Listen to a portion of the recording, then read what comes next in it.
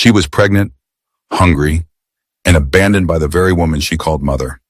One painful night turned her world upside down, and the man she loved was dragged to prison for a crime he never committed. Broken and homeless, Jacinta begged a stranger for leftover food, never knowing he was the billionaire who would uncover the truth, rewrite her destiny, and expose a secret that would shake everyone. Before we begin, please like, comment, share, and subscribe so you never miss our emotional and inspiring stories. Let's dive in.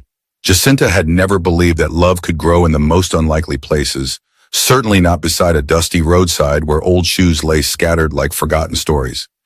Yet that was where her heart found its home. Every morning, as she walked to the local market, she would see him, Johnny, the quiet shoemaker, whose life seemed stitched together with patience and humility. Johnny never shouted like the other artisans.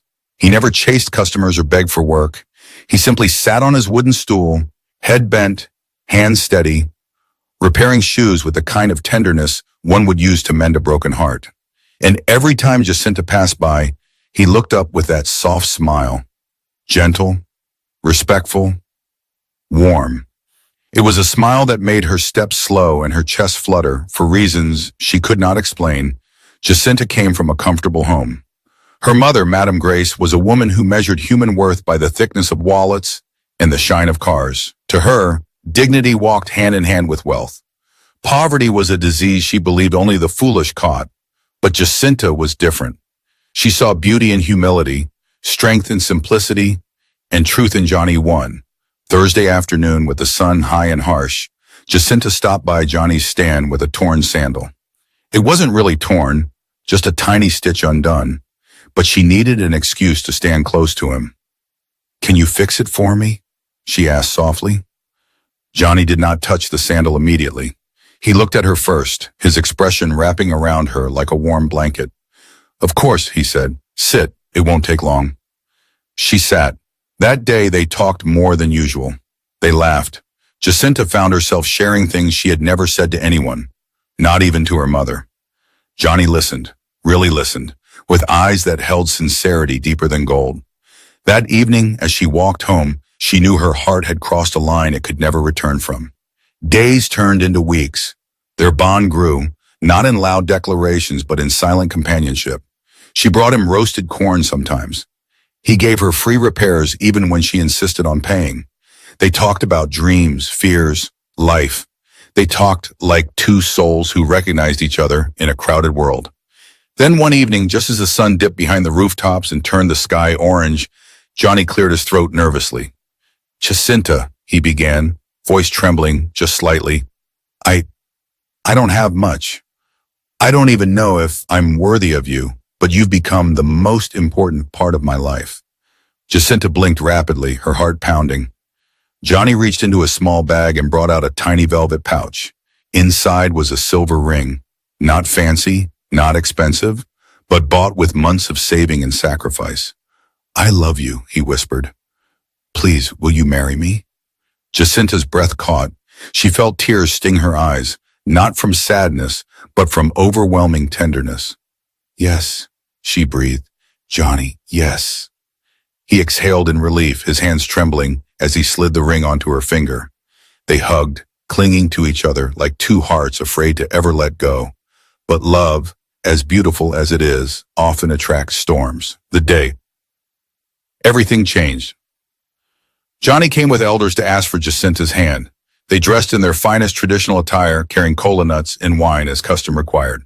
Jacinta wore a simple gown, her heart bursting with excitement. But Madame Grace stood at the center of the living room like a storm waiting to strike. Her eyes scanned Johnny from head to toe, the worn shoes, the cheap shirt, the humble posture. She sneered as though smelling something rotten. "So, this is the man?" she asked coldly. Johnny bowed respectfully. "Good afternoon, Ma." Grace didn't answer the greeting.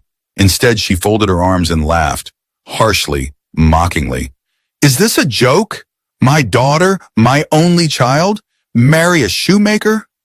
Jacinta's face burned with embarrassment. "Mom, please." "Shut up," Grace snapped. "I warned you about associating with poor people. See the nonsense you've brought into my house." Johnny kept his head down, absorbing every insult without reacting. His elders remained calm, respectfully pleading their case. But Grace was a stone, cold, unmoving, unreasonable. "You will never marry my daughter," she declared. "Not while I am alive." "Mother, I love him," Jacinta cried. "Love?" Grace scoffed. "Love does not pay bills. Love does not buy houses. Love does not take care of a family. Poverty destroys marriage, Jacinta, and this poor boy wants to use you to climb out of his misery." Johnny felt the words land on him like blows, but he remained silent. "If you marry him," Grace continued sharply, "you are no longer my daughter." The room fell still. Jacinta's heart cracked. Her eyes filled with tears as she looked at the man she loved, and the mother she feared losing. Johnny stepped forward, voice calm but heavy. "Ma, I truly love your daughter. I will work hard." "I said, get out of my house!" Grace screamed. The elders rose quietly, touched Johnny's shoulder, and guided him toward the door. Jacinta ran after him, sobbing. "Johnny, I'm so sorry." He wiped her tears gently, even though his own heart was bleeding. "It's not your fault," he whispered. "Some mountains take time to move." As Johnny walked away that day, Jacinta felt her world shaking. Something inside her told her that the path she had chosen would not be an easy one, and her mother's wrath was only beginning. Jacinta barely slept after the disastrous introduction ceremony. Her mother's harsh words echoed in her head like a curse. "If you marry him, you are no longer my daughter." Those words lingered like smoke in a closed room, choking her soul. She loved her mother, she respected her, but she loved Johnny. Differently. Deeply. In a way she couldn't explain. The thought of losing either of them felt like losing oxygen. The days that followed were a nightmare. Madame Grace became an interrogator in her own home. Every morning she watched Jacinta with cold, suspicious eyes as if monitoring a prisoner. She banned her from going out except for essential errands. Her phone was seized on some days. She threatened to lock her indoors if she dared sneak out. It was torture, emotional and psychological. "Jacinta," Grace would say, pacing like a lioness guarding territory, "I will not watch you throw your life away over a roadside shoemaker. If your father were alive, he would collapse at the thought." "Mom, Johnny is hard-working." "Hard-working," Grace barked. "Hard-working people don't sit under umbrellas mending dead shoes all day. He wants your inheritance. He wants your future." "Mom, Johnny isn't like that." "Oh, please," Grace snapped with disgust. "Do you think poor people have genuine intentions? They grab any opportunity to escape poverty, even if it means using girls like you." Every word stabbed Jacinta like a dagger. At night, she cried silently. In the morning, she stole moments to peek out the window, hoping to see Johnny walking by, even though she knew he wouldn't. He respected boundaries too much to cause trouble for her. She missed him. Terribly. One Sunday afternoon, while Grace was at a business meeting, Jacinta escaped through the back gate and rushed to Johnny's workshop. When she saw him, her heart broke.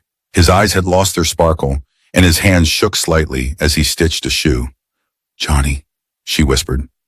He looked up slowly, and when he saw her, something inside him lit again. "Jacinta, you shouldn't be here." She didn't care. She ran into his arms, desperate for comfort. They held each other tightly, clinging as though the world was crumbling. "I'm losing her," Jacinta sobbed into his shoulder. "She's making me feel like I'm losing you too." Johnny held her face, wiping her tears with his thumb. "You won't lose me," he said softly. "Love is not a crime. But if she refuses forever, if she disowns me, if she cuts me out of her life completely..." Johnny swallowed hard. He had always been the strong one, but even he felt the weight of her words pressing against his chest. "I don't want to be the reason you lose your family," he whispered. "You're not," she insisted. "She wants to control my life. She wants to force me to marry a man I don't love." Johnny breathed deeply, the pain clear on his face. "I don't want to fight your mother. I don't want to steal you away. I just want us to be happy." Jacinta's breath trembled. "Then marry me." "I already asked," Johnny said with a sad smile. "And she already said no." Jacinta's desperate plan. She stepped back, her eyes full of a fire Johnny had never seen before. "What if she didn't have a choice?" Johnny frowned. "What do you mean?" What if, what if I get pregnant? Her voice was barely a whisper. Johnny froze. What? If I'm pregnant with your child, she has no option but to accept us. She would never allow her grandchild to be born outside marriage. Jacinta, Johnny's voice shook. No, no, no, that is not the solution. It is, she insisted. It's the only way, Johnny. She will never accept you otherwise. Johnny stood, pacing slowly, running his hand over his head. This is a child we are talking about. Not a peace offering. Not a weapon. Not a bargaining tool. I know, Jacinta murmured, tears in her eyes, but I'm losing you. She'll marry me off to one of those men she keeps bringing home. Johnny stopped pacing and faced her. I don't want you to get pregnant out of fear, he said firmly. A child should begin with love, not desperation. It is love, she cried. I love you. I want a future with you. I want to build a home with you. Please, Johnny, I'm scared. I'm tired. I'm suffocating. Her voice cracked in a way that shattered him. He pulled her close again, pressing his forehead against hers. You're asking me to choose between doing what is right and losing you, he whispered. I'm asking you to fight for us, she replied. Johnny's heart pounded. He had always believed in patience, in destiny, in doing things the right way. But as he held Jacinta that night, feeling her trembling hands, hearing the fear in her voice, something inside him broke. He couldn't bear the thought of losing her. And so, against his principles, against his conscience, against everything he stood for, Johnny gave in. Weeks passed. Jacinta waited anxiously, counting days, battling fear and hope. Finally, one morning while washing her face, she saw the undeniable signs. Her hands shook as she held the pregnancy test. Positive. Her heart raced. She pressed the test to her chest and cried, half from joy, half from dread. Johnny was shocked when she told him, happy, but also worried about what would come next. He held her as she cried in his arms. But the real storm arrived when she told her mother. That evening, Madame Grace was at the dining table eating fruit when Jacinta stood before her, hand on her stomach. Mummy, I'm pregnant. Grace laughed lightly, not understanding. Pregnant? With which suitor? Ase? Brian? Or Johnny? The fruit fell from Grace's hand. Silence. Then a dark, slow fury rose in her eyes. What did you just say? I'm carrying Johnny's child. Grace stood abruptly. The slap came so fast, Jacinta barely saw the hand. You fool, Grace screamed. You disgrace. How dare you? How dare you allow that useless shoemaker to touch you? Mummy, I love him. I don't care, Grace shrieked. He trapped you. He has ruined you, and I will ruin him back. Before Jacinta could speak, Madame Grace stormed out, grabbing her phone, dialing contacts, making threats, plotting revenge. And within hours, the trap snapped shut. Jacinta never imagined her mother, her own mother, would become the storm that destroyed her life. But that night, as Madame Grace paced the compound, shouting into her phone, her anger grew into something darker. Her voice trembled with rage. Not disappointment, not fear. It was hatred. A pregnant daughter for a shoemaker? She hissed into the phone. No, no way. I will teach that boy a lesson he will never forget. Jacinta followed her outside, begging, crying, clinging to her wrapper. Mummy, please, don't do anything to Johnny. Please, it was my decision. But Grace shoved her away. Leave me alone, you silly girl. You think you're smart? He tricked you. He trapped you. No, he didn't. Shut up, Grace roared. I will not allow poverty to enter my lineage. Over my dead body. She stormed into her car, slammed the door, and sped off into the night, leaving Jacinta trembling at the gate, praying, pleading with the universe. Johnny was closing his shoemaking stand that night. He'd just finished polishing an old man's shoes. His hands were tired, but his heart was strangely peaceful, because despite all the hardship, he knew Jacinta loved him, and he loved her. He didn't hear the police van until it screeched to a halt in front of him. 4 officers jumped out. You are under arrest, one shouted. Johnny froze. Arrest? For what, sir? Before he could finish, another officer swung a baton, hitting his arm. Johnny cried out, gasping, Sir, please, what have I done? You think you can steal from a goo group and blackmail a senior staff? Another officer barked. Steal? Johnny's voice cracked. I would never. One officer grabbed him by the collar. You insulted your madam and threatened to expose her unless she allowed you to marry her daughter? Johnny's eyes widened. No, I never. A slap landed across his face. The shoemaker's tools scattered across the ground. His small wooden stool toppled over. Passers-by watched, but no one dared speak. It was night, and in Nigeria, no one challenges police at night. Jacinta arrived at that exact moment, just in time to see Johnny being pushed into the police van. Johnny, she screamed, running toward him. He turned sharply. Their eyes met, his filled with fear and confusion, hers with terror. Jacinta, tell them I didn't. But before he finished speaking, the officers dragged him away and slammed the door shut. Jacinta banged on the van, sobbing, Please, he's innocent. He didn't do anything. Leave him. The van drove off, its sirens echoing into the night, leaving Jacinta collapsing on the ground, pounding her fists against the tar road. Johnny had been taken, and she knew exactly who was responsible. When Jacinta returned home at dawn, exhausted and swollen from crying, she found her mother sitting calmly in the living room sipping tea, as if nothing had happened. Mummy, Jacinta whispered, her voice hoarse. Why? Why did you do that? Johnny didn't steal anything. He didn't threaten you. He loves me. Grace didn't look up. That's your business. Mine was to protect my family name. You framed him, Jacinta screamed through her tears. So, Grace said without emotion, better one shoemaker in prison than my daughter married to poverty. Jacinta staggered backward. This wasn't strictness. This wasn't anger. This was evil. Mummy, I'm pregnant. Where do you want me to? Grace stood slowly. You are no longer my daughter. Jacinta froze. Mummy? What? Grace walked to the bedroom, dragged out a big Ghana Musco bag, threw Jacinta's clothes inside, and returned with it. She flung it at Jacinta's feet. Take your things and get out. The room spun. Mummy, I'm carrying your grandchild, Grace hissed. I don't have a bastard grandchild. Those words stabbed deeper than any knife. Jacinta clutched her stomach protectively and shook her head. Mummy, please. Grace walked to the door, swung it open, and pointed outside. Out! Jacinta looked around helplessly. Where will I go? That's your problem, Grace said. Follow your shoemaker.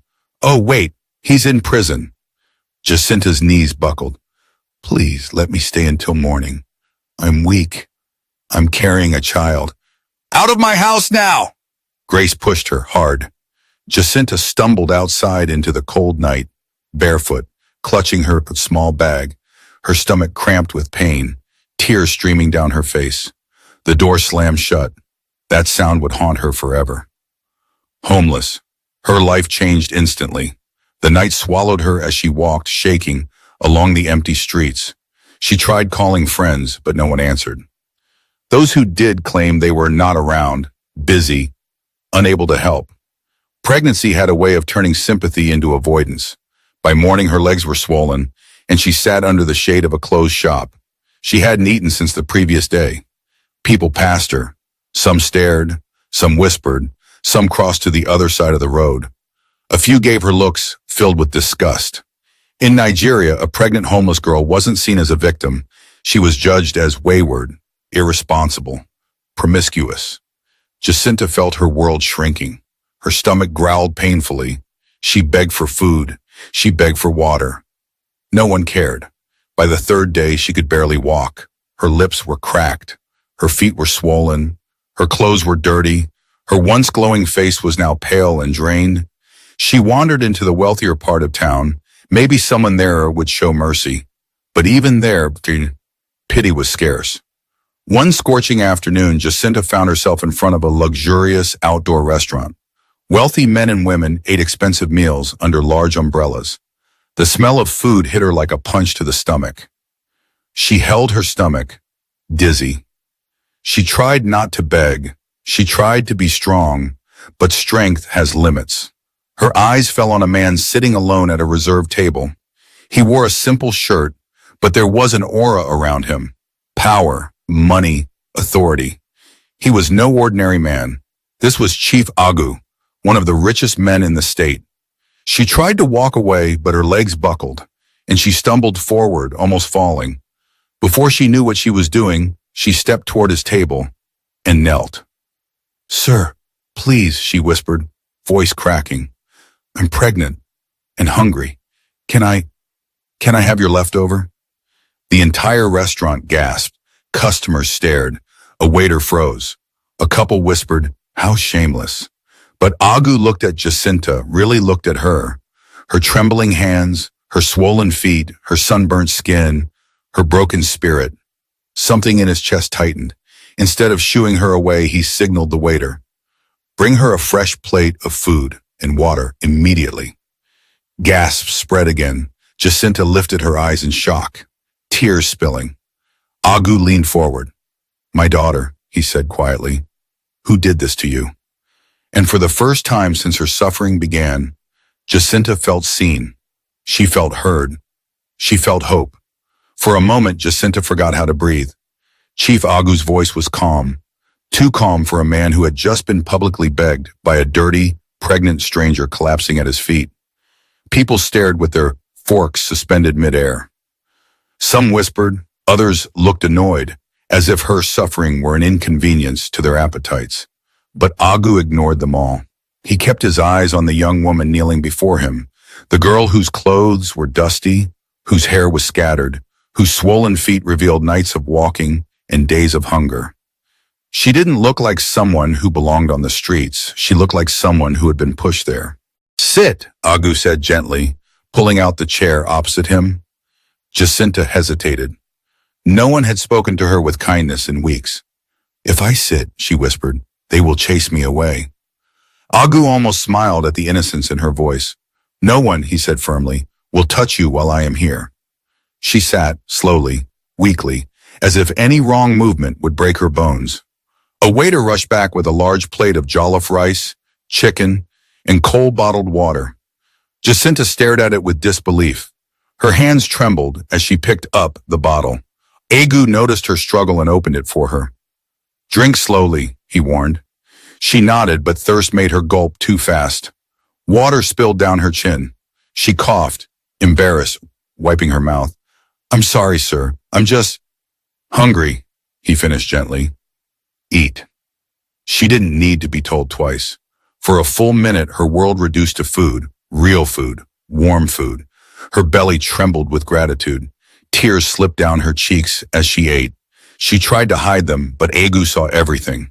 He waited until she took her first deep breath in weeks. Then he asked again, voice low, "Who did this to you?" Jacinta froze. Her heart pounded. Her hands trembled on the plate. Her eyes clouded with fear. I don't want to cause trouble," she murmured.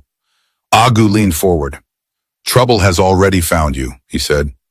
"Tell me the truth." She swallowed hard, and then the gates broke. Jacinta's story. Jacinta told him everything. Her love story, her mother's disapproval, the pregnancy, the slap, the curses, the sudden arrest, the false accusations, the night she was pushed out of her home with nothing but a bag of clothes, the day she begged for food, the night she slept outside holding her stomach so her unborn baby wouldn't feel the cold. Agu's expression changed slowly from curiosity to concern to controlled anger. When she mentioned Johnny's arrest, he stiffened. "Johnny?" he asked sharply. "What is his full name?" "Johnny," she swallowed. "Johnny Okizi." Agu's eyes narrowed. "And your mother?" "Her name is Grace, Madam Grace Udo. She works at Agu Group of Companies. She's a senior supervisor." Agu leaned back slowly. The sun was bright, the restaurant hum continued, but for a moment the world paused around him. Of all the places Jacinta would have wandered, of all the tables she could have begged from, of all the men she could have knelt before, she knelt before the one man connected to both Johnny and her mother. Agu's voice deepened. "What exactly did your mother accuse Johnny of?" Jacinta sniffed. "She said he stole company documents and threatened her." "But Johnny isn't like that. He doesn't even know anyone in her office. He's gentle, quiet, too honest to steal a pin. Agu clenched his jaw. He knew Johnny, he knew him very well. But Jacinta didn't know that, not yet. Where's Johnny now? Agu asked. He's in prison, sir, she sobbed. They beat him when they arrested him. He never fought back. They said he tried to blackmail my mother, but he didn't. I swear he didn't. Agu's fingers tightened around his fork. Madame Grace, her arrogance, her sharp tongue, her thirst for power. He had been hearing complaints about her recently. Junior staff claiming she bullied them, manipulated files, and abused her office. But he had been too busy preparing for a major shareholders meeting to pay attention. Now he wished he hadn't ignored the signs. How cruel could a mother be? Agu exhaled slowly. Jacinta, he said, finish your food. After that, follow me. She stopped eating, fear flooding her eyes. To where? To somewhere safe. Somewhere you can rest. But sir, you don't know me. I don't want to be a burden. You're pregnant and homeless, Agu replied. That makes you my responsibility today. Jacinta pressed a hand to her stomach, trembling. Thank you, sir, she whispered. But the real surprise was still ahead. A home after darkness, the drive to Agu's mansion was long and quiet. Jacinta stared out the window, overwhelmed. She had never seen such luxury. Smooth roads, tall palm trees, endless rows of mansions. Sir, are you sure I should follow you? What if people think I'm, I don't know, using you? Agu looked at her through the rearview mirror. Let people think what they want, he said calmly. I help who needs help. When they reached his estate gate, Jacinta gasped. Security guards greeted him with deep bows. The gates opened like the entrance to a palace. Jacinta clutched her bag tighter. Sir, I can't stay here. This place is too... Quiet, Agu offered. Safe? Clean? She nodded in small embarrassment. This is exactly where you need to be. He walked her into the mansion. A maid rushed forward. Prepare the guest room, Agu instructed. She will be staying here. Yes, sir. Jacinta looked around the room. A harsh room, soft bed, flowing curtains, a bathroom that sparkled more than her mother's entire house. Tears filled her eyes again. Sir, why are you helping me like this? Agu sighed and crossed his arms. Because your story is painful, he said, and because I despise injustice. He paused. And because I know Johnny. Jacinta's head shot up. You know Johnny? Agu nodded. And tomorrow morning, we are going to get him out of prison. Her mouth fell open. You can free him? Agu's voice hardened. Your mother used her position to destroy an innocent man. I will use mine to set him free. Jacinta burst into tears and knelt down in gratitude. Sir, please. Thank you. Thank you. Agu gently helped her stand. Rest, he said. Eat. You will need your strength. Because tomorrow morning, everything changes. Jacinta nodded, wiping her tears. She didn't know how big that change would be. She didn't know Agu was not just powerful.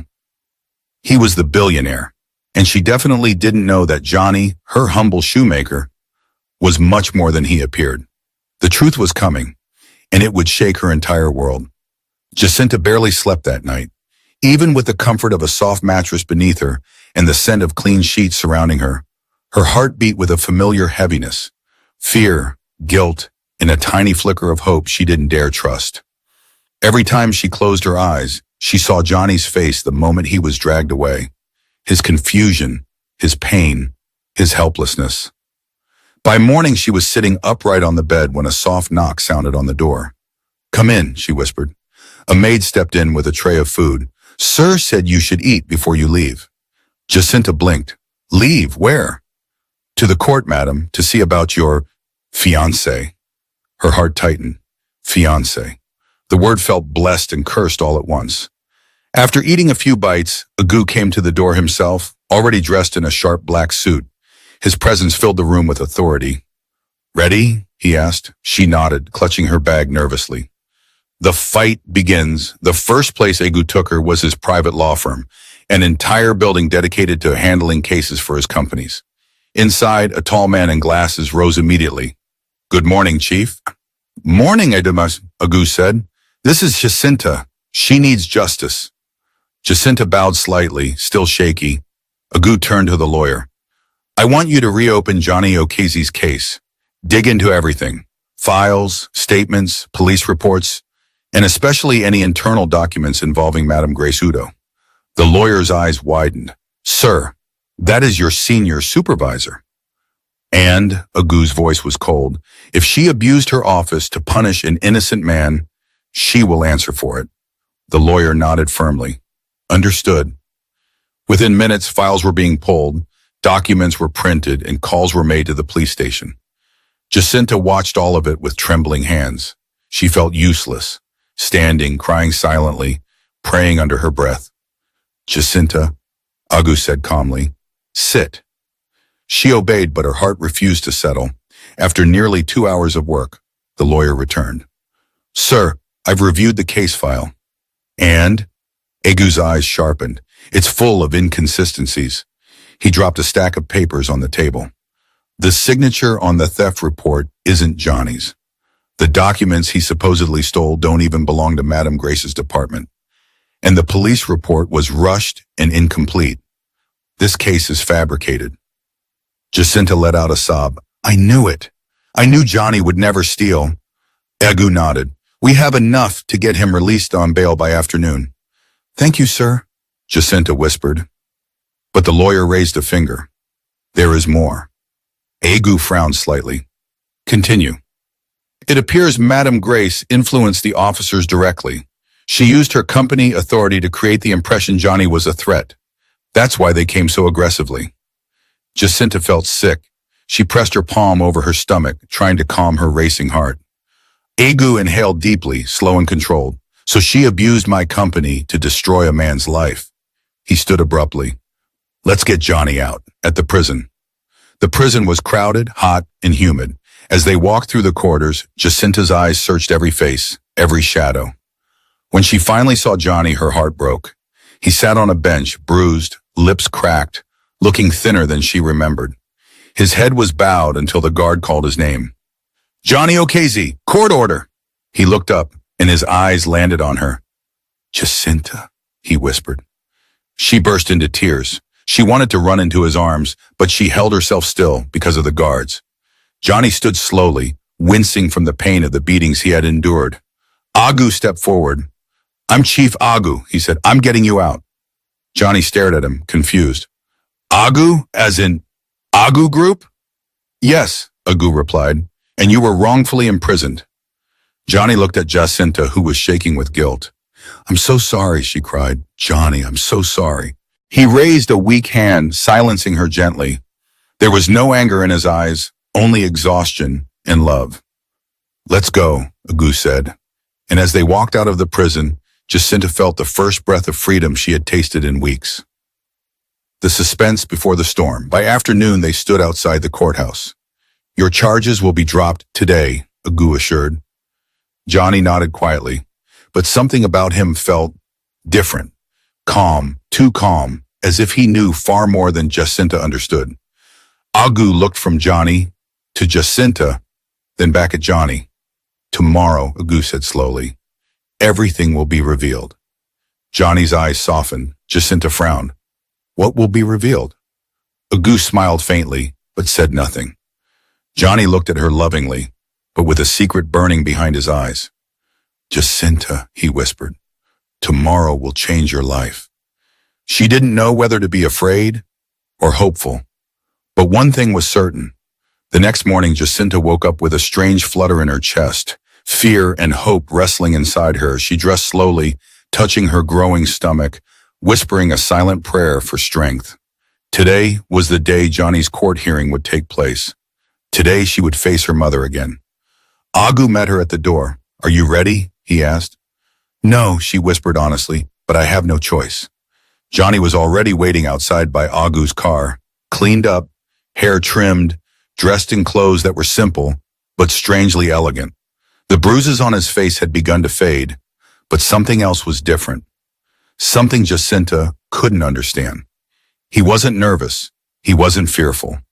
He had a quiet confidence, like a man standing in his destiny. When their eyes met, Jacinta burst into tears. She rushed into his arms, holding him tightly. I'm sorry, she cried. I'm so sorry for everything. Johnny rested one hand on her back. Don't cry, he whispered. It's almost over. She didn't know what he meant, but Agu did, and the knowing look he shared with Johnny only deepened her confusion. The courtroom was packed. People filled every bench, whispering, waiting for the scandal involving Madame Grace to unfold. Grace herself arrived wearing a sharp corporate suit, pretending confidence she didn't feel. Her eyes widened when she saw Jacinta. You brought her here, she hissed. Jacinta stepped back in fear, but Agu moved forward. I did, he said firmly. Grace paled. Chief Agu, you came personally? I always come personally when my staff misuse my company for wickedness, he replied, voice cold enough to freeze stone. Whispers spread like wildfire. Madame Grace swallowed hard. Then the judge entered, and the hearing began. Grace's lies unravel. The prosecutor read the accusations. Theft of company documents, attempted blackmail, workplace harassment. Johnny stood quietly while the courtroom buzzed with tension. Then Agu's lawyer rose. Your Honor, we have evidence showing these charges were fabricated. Gasps spread. The lawyer laid out everything. The signatures on the reports were forged. The documents Johnny supposedly stole didn't belong to Grace's department. Witness statements were coerced. Police were pressured to arrest Johnny without investigation. Grace used the company name, Agu Group, to intimidate officers. Finally, the lawyer turned to the judge. Your Honor, this is not a case of theft. This is a case of personal hatred, abuse of office, and malicious intent. Grace stood suddenly. This is nonsense. I am a loyal senior staff. Agu rose. Sit down, Grace. His voice silenced the entire courtroom. She slowly sat, trembling visibly. The twist, the judge looked at Agu. Chief Agu, would you like to address the court? Agu stepped forward. Your Honor, I have personally reviewed the case. Johnny Okezie did not commit any crime. He was framed. And I know this because... Agu paused, then looked directly at Johnny. Because Johnny is not just a casual worker in my company. The room erupted in whispers. Grace blinked rapidly. What are you saying? Agu continued. Johnny is my junior business partner, a silent shareholder, a man of integrity. A loud gasp swept across the courtroom. Jacinta covered her mouth. Tears rolled down her face. Johnny, a partner, a millionaire. Grace shook her head violently. That's impossible. He's just a shoemaker. Johnny finally stepped forward, calm and steady. I chose to work as a shoemaker, he said softly. I wanted to experience life outside wealth. I wanted to understand real people. And I wanted to find someone who would love me without knowing what I had. Jacinta's knees almost gave out. He had been testing life, testing people, testing loyalty, and she had passed. Johnny turned toward her, eyes filled with emotion. You loved me when I had nothing, he said. Or when you thought I had nothing. That is the kind of love I prayed for. Jacinta couldn't speak. She sobbed uncontrollably, overwhelmed by everything. Madame Grace, on the other hand, screamed, You lied to us! You tricked my daughter! Johnny turned to her calmly. Did I lie or did you judge? I never claimed to be rich. But I never claimed to be poor either. You assumed. Grace froze. His words sliced her pride open. Judgment, the judge banged the gavel. Order! After reviewing the forged documents, illegal arrest procedures, and Johnny's clean record, the judge declared, all charges against Mr. Johnny Okezie are dismissed. He is innocent. Applause erupted. Grace trembled as the judge continued. In Madame Grace Udo, for abuse of power and filing false accusations, your case is being forwarded to the company board and appropriate authorities. Grace collapsed into her chair, shaking uncontrollably. Agu turned to her, eyes stern. You are fired. Immediately. She gasped. Chief, please. My job, my reputation, my life. You destroyed a man's freedom, he said. You face yours. Security escorted her out as she cried hysterically. Jacinta couldn't bear to look. This was still her mother, but Johnny held her hand gently. Forgive her, he whispered. One day, when you are ready. The wedding. 2 days later, Aigu invited them to his private garden. Flowers lined the walkway. Soft music played. Only a few people were present, the lawyer, a pastor, and 2 witnesses. Jacinta wore a simple white gown Agu bought for her, flowing, elegant, beautiful. Her pregnancy bump showed slightly, glowing under the sunlight. Johnny stood waiting at the altar, handsome in a tailored suit, his eyes warm with love. When Jacinta walked toward him, tears filled her eyes again. You deserve better than all the pain you suffered, Johnny whispered as he held her hands. But I promise you peace from today onward. Jacinta cried, I loved you when you were a shoemaker. I love you now. Nothing changed. He smiled. That's why I chose you. They exchanged vows, quiet, sincere, full of promises born from suffering and rebirth. When the pastor pronounced them husband and wife, Johnny lifted her veil and kissed her gently. Applause filled the garden. Agu clapped too, smiling proudly. Jacinta's tears were no longer from heartbreak. They were from victory. Love had survived betrayal. Truth had defeated lies. And the girl who begged for leftovers had become the wife of a billionaire she never knew she already had. Moral of the story. True love isn't defined by wealth, status, or appearances. Pride can destroy families, while kindness can rebuild destinies. Never judge people by what they seem to be, and never abuse power to oppress the innocent. Life changes the moment we choose compassion over arrogance, and truth always triumphs over lies. I hope you enjoyed this emotional journey. Jacinta's story reminds us that destiny can change in a single moment, and true love survives even the darkest storms. Do you think Madame Grace deserves forgiveness? Should there be a part 2 to this story? If yes, kindly comment, like, share, and subscribe so you won't miss our next powerful story. Thank you for watching, and see you in the next episode.